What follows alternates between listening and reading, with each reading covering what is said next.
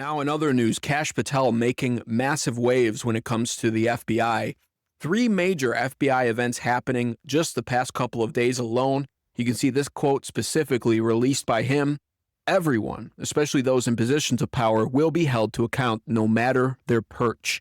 No one is above the law. Now, he was specifically citing James Comey's indictment there, and I'm going to cover that a little bit later on this episode. But what I want to get to first is this moment right here. Do you remember this moment when the FBI agents bended the knee during the BLM George Floyd riots? Do you remember this? It was disgraceful. Law enforcement giving up their position of power. Law enforcement is supposed to come in with confidence, and they're supposed to come in and reek of authority. And that alone is supposed to stop people from following their urge to commit crimes and riots and violence. Instead, these woke FBI agents bended the knee while wearing face diapers, and of course the liberals were fawning all over it. Meanwhile, the rest of us conservatives, this made me want to barf when this happened. But we have some excellent news. This didn't float under the radar forever. Kash Patel certainly remembered it. And every single FBI agent in this photo who bent their knee at the George Floyd riots has now been fired by Kash Patel. Now, of course, there's one exception because as far as we can tell, this specific FBI agent may have just been bending down temporarily to pick up the half a dozen of donuts she dropped on the ground. So she actually might have to be rehired, but the rest of them have been fired for good. And it warms my heart to see that. But in more serious breaking news, this is a huge story. The FBI now confirmed to have had 275 plainclothes agents embedded in the January 6th crowds, congressional source says. And that report, now confirmed to be true, goes against everything we were told by the former FBI Director Christopher Wray, who insisted that he had no knowledge of any FBI agents being in that January 6th crowd. The director of the FBI, the former one, had no knowledge of FBI agents being in that crowd. He doesn't know. He didn't think there were any. And if there were, he certainly didn't know about it, which doesn't make sense as the director of the FBI. Here's footage of him lying about that, and now looking back on it, it's clear he perjured himself and very likely could face the same indictments that James Comey's currently facing for it. I thought I heard you say you didn't know whether there were FBI agents or informants or human sources in the Capitol or in the vicinity on January 6th. Did I misunderstand you? I thought that's what you said. Well, I referred very specifically to undercover agents. Yeah. And so are you acknowledging then there were undercover agents? As I sit here right now, I do not believe there were undercover agents. Now, for years, people like former FBI Director Christopher Wray and former Attorney General Merrick Garland adamantly denied, or at the very least danced around, the questions of whether or not there were FBI agents in the January 6th crowd. Some of them, like Wray there, outright were denying it. And now, of course, they're trying to play the loophole in the semantics game. Well, I was referring to undercover ones. Well, they were plain clothed. What else were they if they weren't undercover? They knew what the questions were, and they had the knowledge of it back then. But people who were calling it out back then were labeled as conspiracy theorists. And you see, there are two types of conspiracy theorists out there.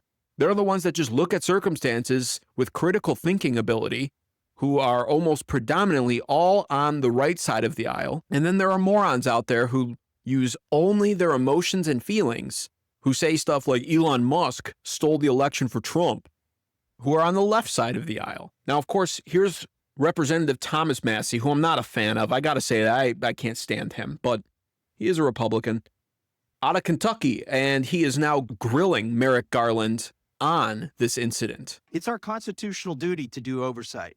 Now, in that video, that was your answer to a question to me 2 years ago. When I said how many agents or assets of the government were present on January 5th and January 6th and agitating in the crowd to go into the Capitol and how many went into the Capitol. Can you answer that now? I don't know the answer to that question. Oh, last time, you don't know how many there were or there were none? I don't know the answer to either of those questions. If there were any, I don't know how many. I don't know whether there are any. I think you may have just perjured yourself that you don't know that there were any.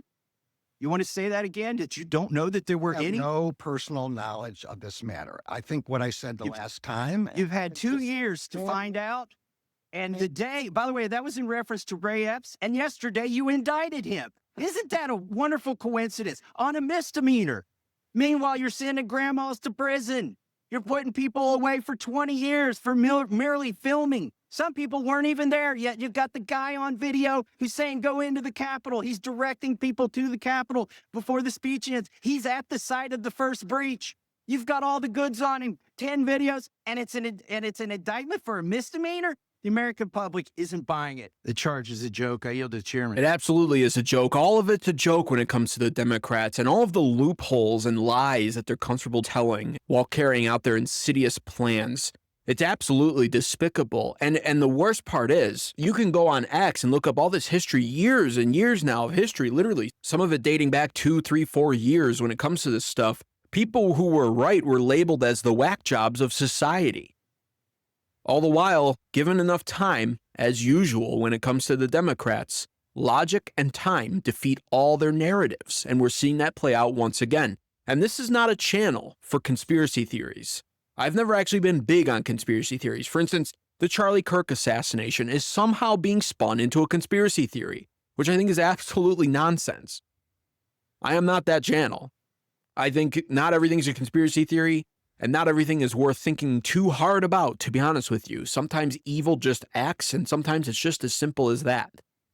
But when it comes to this, the January 6th riots, this is like one of their main tools that they use against the conservative party, even to this day. The death of Charlie Kirk and the assassin and liberal violence being on the rise, they throw this back in all of the conservatives' faces.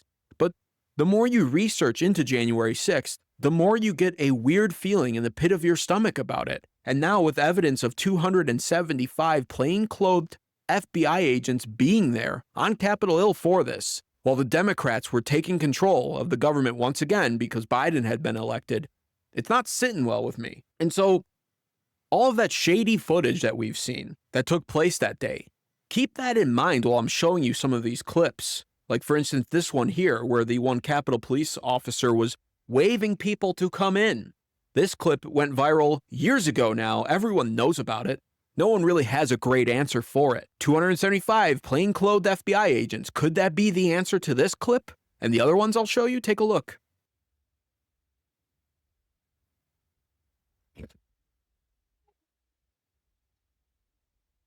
I don't know what to say, you know? I don't want to assume anything as of yet for the sake of accuracy, but that clip, I'll let the clip do the talking. That clip speaks for itself, and so does this one here.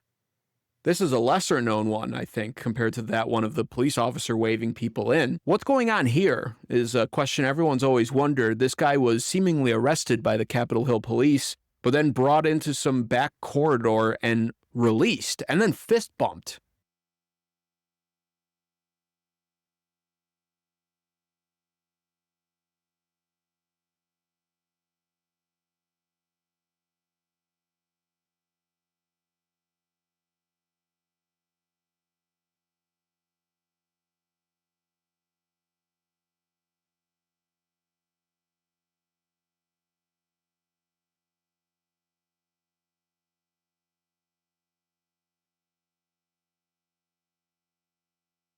For everything they want to say about how dangerous that day was and how much of a disgrace it was to our country and our democracy, some of these clips, it just makes you think twice about that. It makes you look at it from a different angle.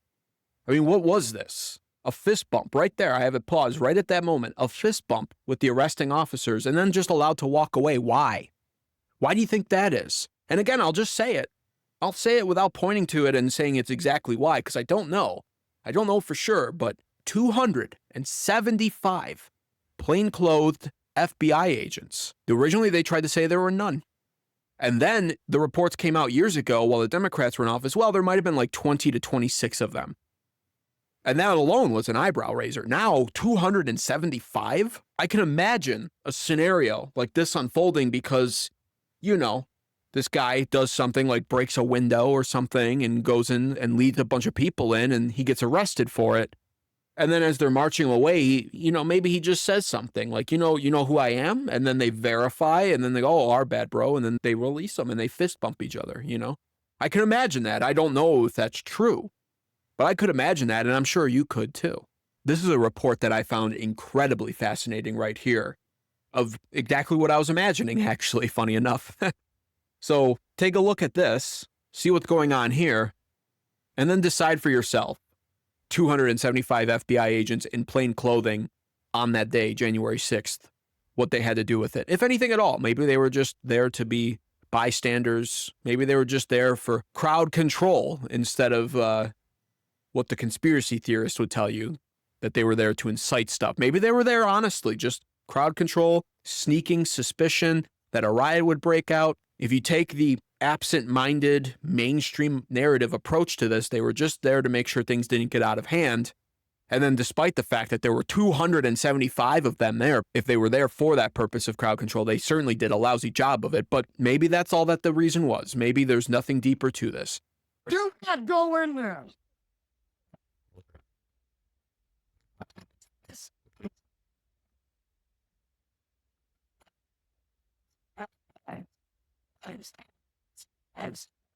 The radio journalist from Michigan was shooting video that day at the Capitol. What he captured were two most charitably called suspicious actors, but they are dressed in such a way that led him to believe that they were government agents. And one of them, after the windows had been broken by a protester, it was encouraging people to pull the rest of the glass out and go inside. Bobby Powell, who was the journalist that had shot it, and he has his camera rolling, he told him that would be illegal. And that wouldn't be a good idea. He warned people off not to go into that window. And then he turned his camera around and he caught this agent or suspicious actor pulling a large pane of glass out, this tempered glass. It kind of folds into itself, crunch onto the ground. When he realized he was being filmed, he quickly dropped it. It seems apparent on the video that he did not want to be seen doing what he just did. So he pulled in a protester and started blaming him. So what are you doing breaking that window? The poor fellow that was being accused didn't know what was going on. And then he gave him a couple of really good shoves and cocked his arm like he was going to punch him. We don't know. His facial image is not on any of the Sedition Hunters sites or the FBI's most wanted site, but he clearly was committing criminal damage to property, and he has not been charged. So it raises a question of why. Also, the individual trying to, again, opening the window up is even encouraging people to enter, I believe, as well. Yes. What's he saying? Well, he said, why don't y'all open the rest of it up? Why don't you guys open up? It seems like that's what the deal is. I mean, I'm like, what? I actually even want to just point something else out, too. That guy right there, his back's turned to the camera, who was pulling the window out, who we theorize could be a bad actor, or now, of course, if you're a conspiracy theorist, you might even say might have been one of those FBI agents in plain clothing. We can't know for sure. If I'm not mistaken, that is what's called a camel pack, because I actually own one of those myself for the purpose of, I was playing airsoft.